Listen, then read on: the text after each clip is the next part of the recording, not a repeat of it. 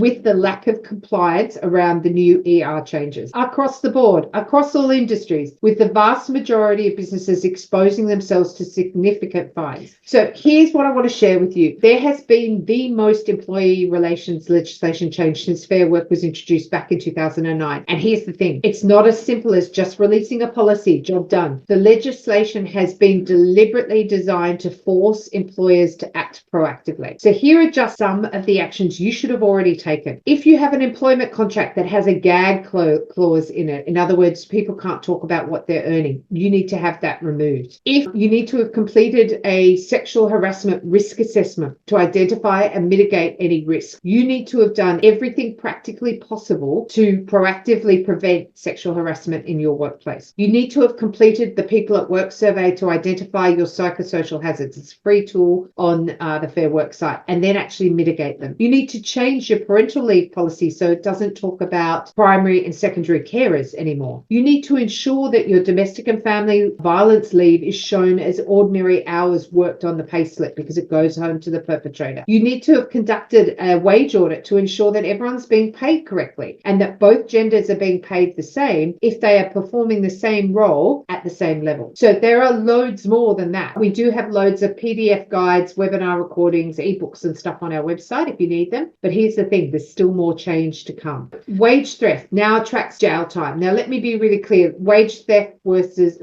underpayments is quite different. Wage theft is where they've deliberately avoided that. Just last month, the Fair Work Ombudsman secured $4 million in court-ordered penalties against former operators of 3 restaurants for deliberately and systematically underpaying vulnerable migrant workers and also falsifying records. The right to disconnect has really caught the attention of the media, and it needs to be managed with a policy. In one recent case, an Australian employer was ordered to pay 10 months back pay and ongoing compensation to the worker after a supervisor was trying to contact an employee while she was on sick leave extensively. Breaches are super expensive. They're $19,000 per breach for the manager or individual and up to $90,000 for the company. So again, that's per breach. $90,000 is a lot of money. So last but not least, people don't like doing compliance stuff. It's just another thing the government's forcing you to do. And I get it. But my sense is at the moment, 3 things are happening. Either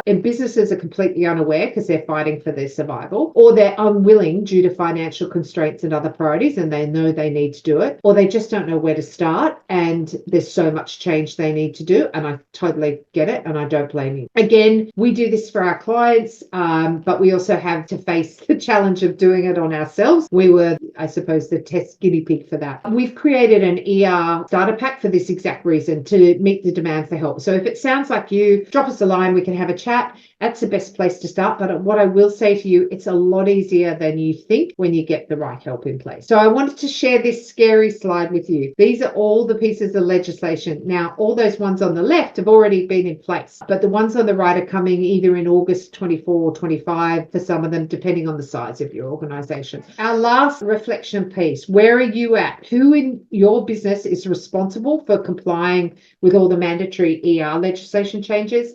And have you implemented them all?